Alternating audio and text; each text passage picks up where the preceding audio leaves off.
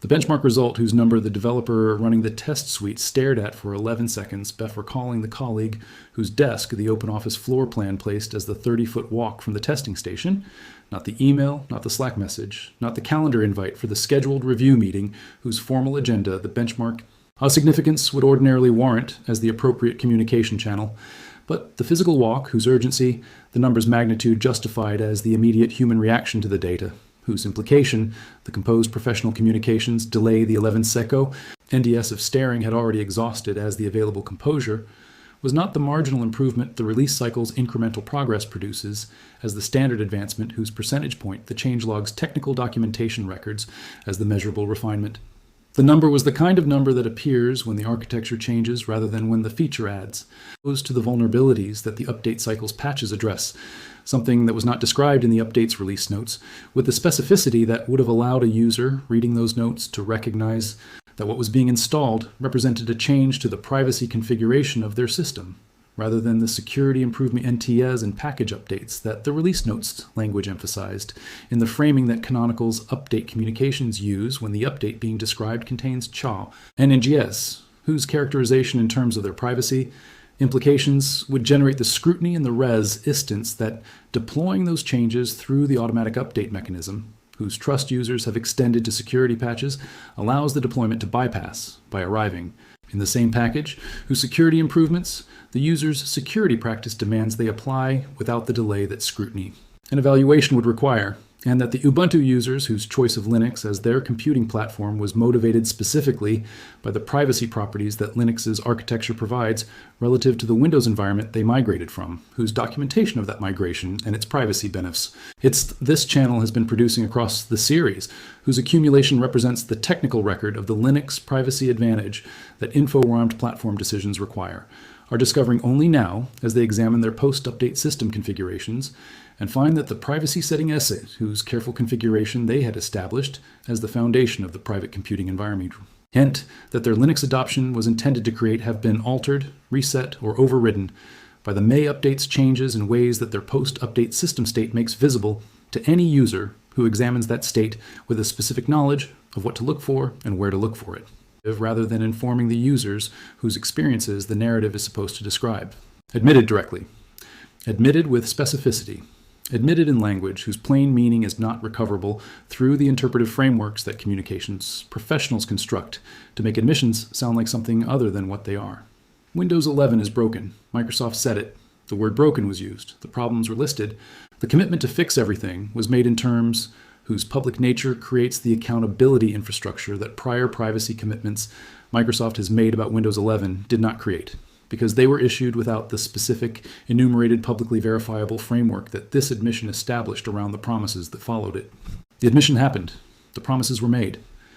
And every person who has been following this series for the documentation it has provided of exactly the things Microsoft just admitted are broken now has a specific and interesting analytical problem to work through, which is what to make of an admission and a promise from an organization whose relationship with truth about what its operating system does has been the subject of documented examination for long enough that the documented examination itself constitutes a reference library against which the admission and the promises can be evaluated with the specific credibility assessment that their historical record supports.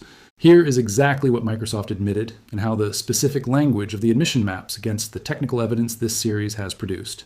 Here is what Microsoft promised to fix, and what the promises specifically commit to versus what the language carefully avoids committing to.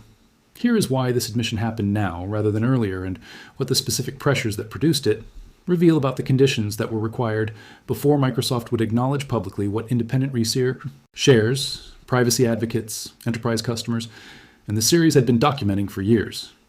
Here is what the track record of prior Microsoft privacy and performance commitments about Windows 11 tells us about the probability that the current promises will produce the architectural changes they implement, rather than the communications management responses that prior commitments produced. Here is what the regulatory environment that has been developing around Windows 11's practices means for the credibility of the admission and the enforceability of the promises in ways that prior commitments did not face.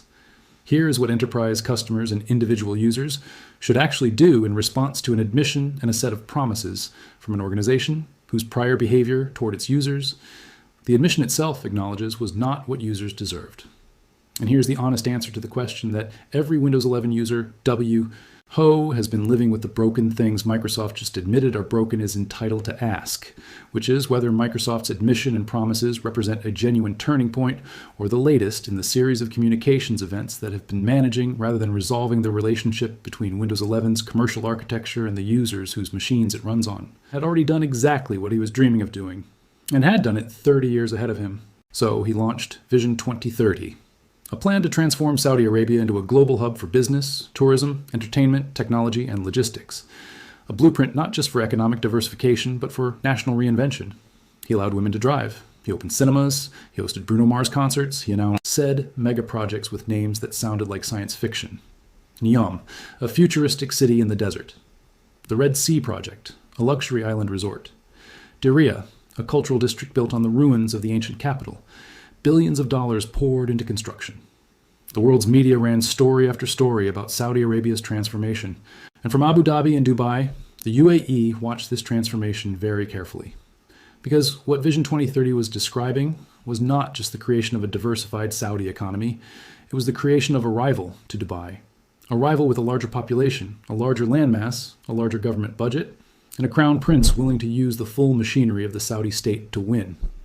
That is where the real rivalry began. Because Saudi Arabia was not trying to become something new. Saudi Arabia was trying to become something the UAE already was. The moment Riyadh declared that mission, the war was on, even if no one named it that. Saudi Arabia moved fast and it moved hard. In 2021, it began applying higher tariffs to goods made in UAE free trade zones, the exact zones that had made the UAE a manufacturing and re-export powerhouse. Then, in 2024, it went further. Riyadh announced that only companies with their regional headquarters physically inside Saudi Arabia would be Eli, Gibble for government contracts. Within months, multinational after multinational began packing up their Dubai offices and moving to Riyadh. By October 2025, 675 major global companies had registered regional headquarters in the Saudi capital, up from 540 just 12 months earlier. In logistics, Saudi Arabia announced plans to become a top 10 global logistics hub, targeting over 300 million air passengers per year and 4.5 million tons of air cargo.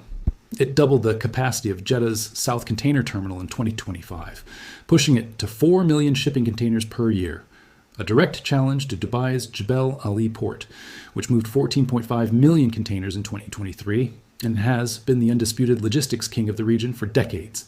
But it was not just ports and headquarters. The rivalry spread into energy markets as well.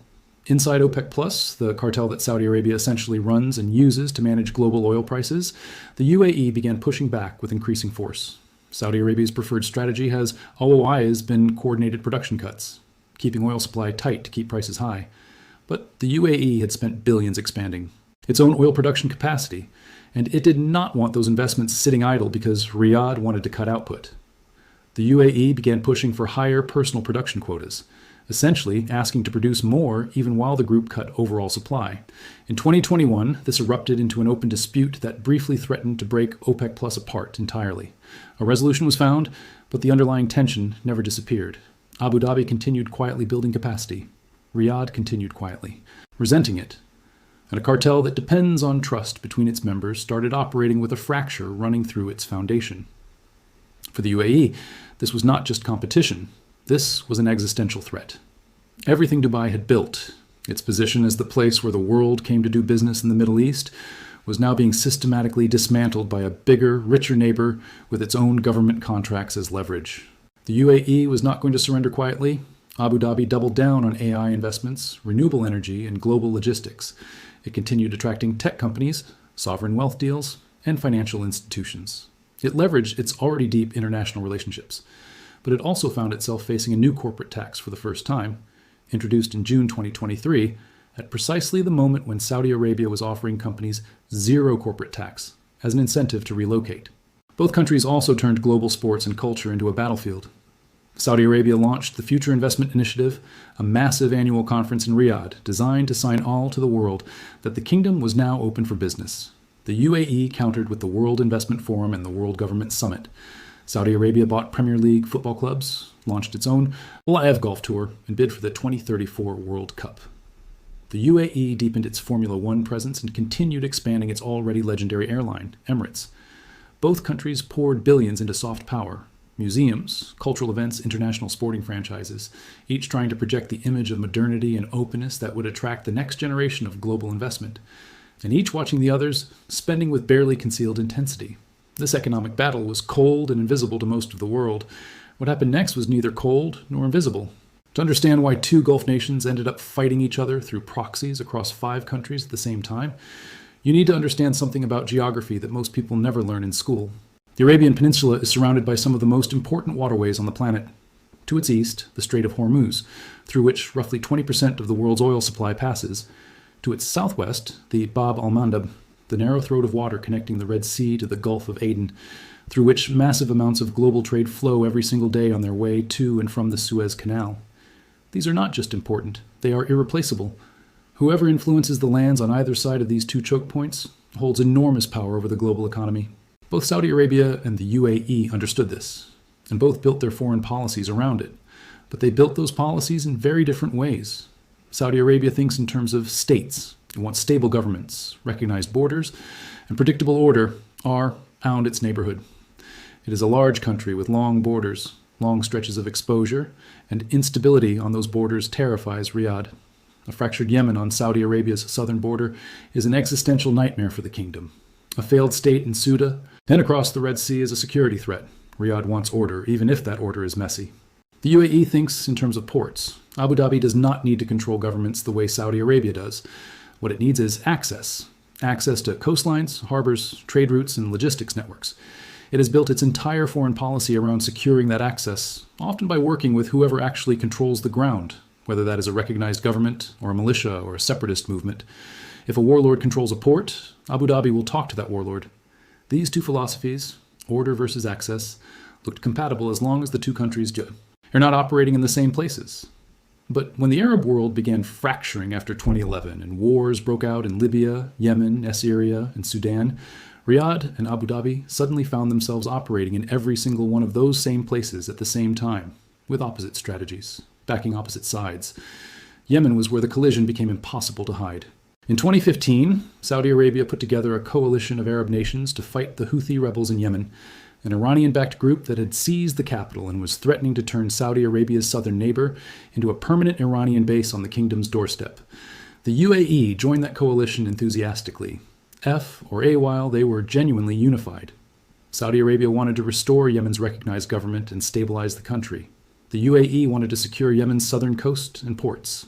But slowly, across years of grinding war, those goals began pulling in opposite directions. The UAE built, funded, trained, and equipped a force called the Southern Transitional Council, the STC. On paper, the STC was part of the anti-Houthi coalition. In practice, it was a separatist movement that wanted to split Yemen in 2, creating an independent state in the south. For the UAE, this was strategically perfect. A friendly government controlling the southern Yemeni coast, the ports, and the trade routes, all without the complications of managing a unified Yemeni state. For Saudi Arabia, it was a nightmare. A divided Yemen meant permanent instability on its southern border, a power vacuum that could breed terrorism, and a direct challenge to the principle of recognized sovereignty that Riyadh had staked its entire Yemen policy on. Saudi Arabia pressured the UAE to rein in the STC. The UAE kept funding and arming it anyway. Year after year, the STC grew stronger. It took control of Aden, Yemen's second city. It spread into the eastern provinces of Hadramaut and Mahra, areas sitting on Yemen's most significant oil and gas reserves with long coas lines on the Arabian Sea and access to key export ports. By December 2025, the STC had effectively consolidated control over all of South Yemen. Saudi Arabia saw this as crossing a line that could not be uncrossed. On December 26, 2025, Saudi warplanes struck the port of Mukalla. Then they struck again in Hadramaut, then in Mahra. The target: UAE-linked arms shipments, UAE-backed positions, and the STC forces that Abu Dhabi had spent years building. Within days, Saudi Arabia dissolved the STC entirely and demanded that the UAE withdraw its forces from Yemen completely. The UAE, faced with its own positions under fire, announced a withdrawal. The coalition that had been fighting together for 10 years was over, not quietly retired, blown apart from the inside. But what made this moment even more dangerous was what it revealed about everywhere else these 2 countries were also fighting each other at the same time, because Yemen was just one theater. The rivalry by this point stretched from the Arabian Peninsula all the way down the Red Sea coast into Sudan, Somalia, Ethiopia, and the wider Horn of Africa. a crescent of competition running nearly 4,000 kilometers from Mukalla to Mogadishu. Sudan became the next most visible proof of how deep the split had gone. Sudan is strategically important in ways that are almost impossible to overstate. It has the longest coastline on the Red Sea of any African nation. It borders Egypt, Ethiopia, Chad, and Libya. It sits between the Horn of Africa and the Sahel. Whoever holds influence in Sudan holds a key that unlocks an enormous portion of Africa's geopolitics. When Sudan erupted into civil war in April 2023, a brutal conflict between the official Sudanese armed forces and the paramilitary rapid support forces, known as the RSF, both Saudi Arabia and the UAE were immediately drawn in. And once again, they chose opposite sides. Saudi Arabia backed the Sudanese armed forces, the official army, the recognized government T, in line with its consistent preference for established state institutions. Riyadh hosted peace negotiations. It joined a US-led mediation group. It framed its involvement in terms of regional stability and humanitarian concern. The UAE backed the RSF, the paramilitary force led by a man known as Hemedti, who had built his POW air base in the Darfur region and was accused by multiple governments and human rights organizations of widespread atrocities. Why would the UAE back such a force? Because the RSF controlled territory. It controlled routes. It controlled gold mines. And it was willing to give Abu Dhabi the kind of operational access that a formal government might not. The UAE repeatedly denied arming the RSF, but evidence mounted. Reports documented UAE arms shipments through multiple channels, including through Bosaso Port in Somalia's Puntland region, a UAE-linked logistics hub. In February 2026, Reuters reported that Ethiopia was hosting a base where RSF fighters were being recruited and trained, with links pointing toward Emirati support networks. The human cost of this proxy war is almost incomprehensible. Sudan's conflict has killed an estimated 150,000 people. It has created the largest displacement crisis in the world. 12 million Padwais